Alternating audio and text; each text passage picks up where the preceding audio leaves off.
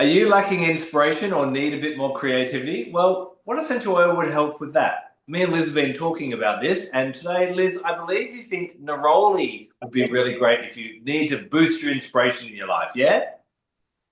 Yeah, absolutely. I am absolutely advocating that everybody get themselves a bottle of Neroli essential oil or orange flower water because quite often in my work, because I have kind of two heads all of the time, I have a really scientific set of work going on, where we're talking about receptors and chemical constituents. But if somebody reads my work, they don't want it to sound like a science journal. They want to be able to see the flowers and the bees and the moon and the stars. And sometimes that's really hard to do. So quite often I will write it in sort of two or three different drafts. I'll write the science first to get the facts right. And then I'll get Neroli or sometimes lemon out and I'll go, right, okay, open up the skies for me. And then we start to have this beautiful kind of, it seems to have this breeze of beautiful Zephyr words come through. And if I think, I have to say, I'm not somebody that suffers from writer's block. If anything, I write way too much and then have to edit down. But if somebody were to have that situation of sitting down at a piece of work for university or for school and going, I just don't know what to write, I would say this is absolutely antidote to that. It's so good at kind of, first of all, reducing the anxiety. The chemistry really touches on the parts of the brain that are going, I can't do this, I can't do this. And also switches down the pain of, this is really painful. I'm really finding this a struggle because I do go to that place sometimes. But the chemistry actually switches the brain down to go shh, and opens up like I think like the left hand side of the brain of going, right then, let's describe. I love it for that. Have you ever worked with it that way?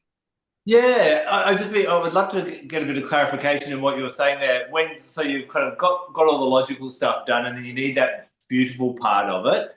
Do you sit at your desk and just inhale it, or would you step away from your work and maybe stand outside and inhale it? What do you think for someone else who's like, oh, I could use for that creative block? What would you recommend?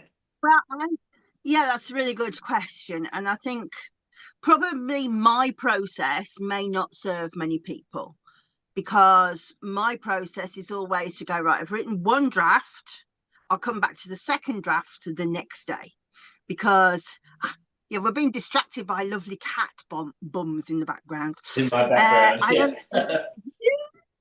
It's not very easy to kind of switch hats if you know what I mean. So what I will tend to do is at the end of the day when I've finished work and I'm just sort of settling down, then I'll do some inhalation with Neroli. Of course, I'll have some in the bath.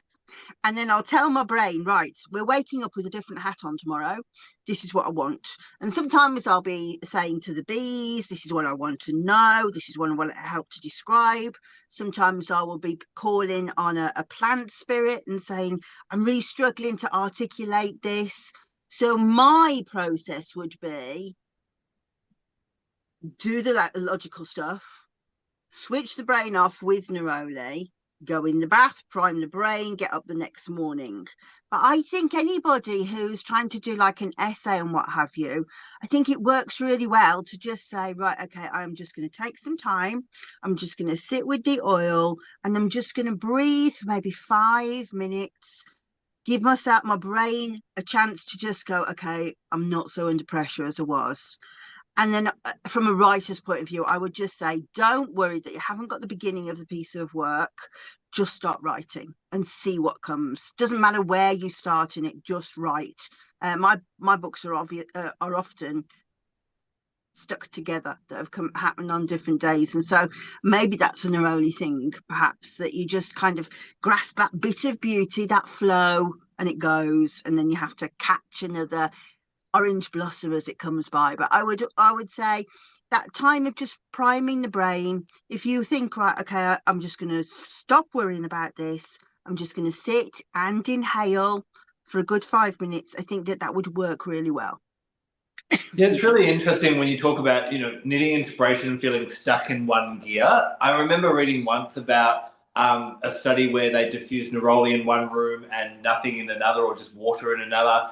And the group they were both given lateral thinking, so thinking outside the square task, and the neroli group were able to perform better. Now, in other videos where we've had discussions about neroli as well, I've also talked about this idea of neroli being about enticement, and nymphs using the scent of orange blossom or neroli to beckon young men and women out of their bedchamber at night. Cleopatra using it with Mark Antony. Ladies of the night using it to seduce clients. It being scattered on newlyweds' beds. It kind of helps us to come out of where we are and go to somewhere else. And I think, when we look at the chemistry, that it is higher in linalool than even lavender. So sometimes when we get so irritated when we don't have inspiration, when we feel stuck in a rut, that sometimes we do. We need to relax. We need to take a break. We need to sleep on it. There's amazing, our brain gets cleaned out overnight and we can think a lot more clearly and a lot more rationally in the morning. So I think Neroli is absolutely, if we look at it from a practical point of view, all the way through to a magical point of view, is a really great option to helping you shift gears and find a direction to go, whether it be inspiration for writing an essay or just trying to find an answer of like, what should I do in this aspect of my life? I think I agree with that entirely. I think that there are situations though where if I was trying to think things out logically, I would use oils that were more cephalic. This is to me, this would be less like concentration and focus. This is kind of open the flow. And I absolutely Yeah, what you said great. about Cleopatra. It's almost like opening the dreamscape. That's what she was doing. She was creating trickery to Mark Antony. They were creating a political dream. That's kind of happening in this country at the moment. And Andy Burnham's trying to create this political dream of that everybody has hope once again. And they used scent to do it. And as you quite rightly say, I wouldn't have thought of that, but it's a really clever sort of reference. That's what they were doing. They were saying, dream with me. And Neroli is very good with dream with me. Yeah. Yeah, I think Neroli is a beautiful one to dream, for inspiration, and help us just to move on with wherever we are in life. So remember, if you want to learn more about Neroli, we've done other more in-depth conversations about Neroli as well. Check out those videos because that will take you through everything from how you can use it for the body, but all the way through to the spiritual and the magical as well.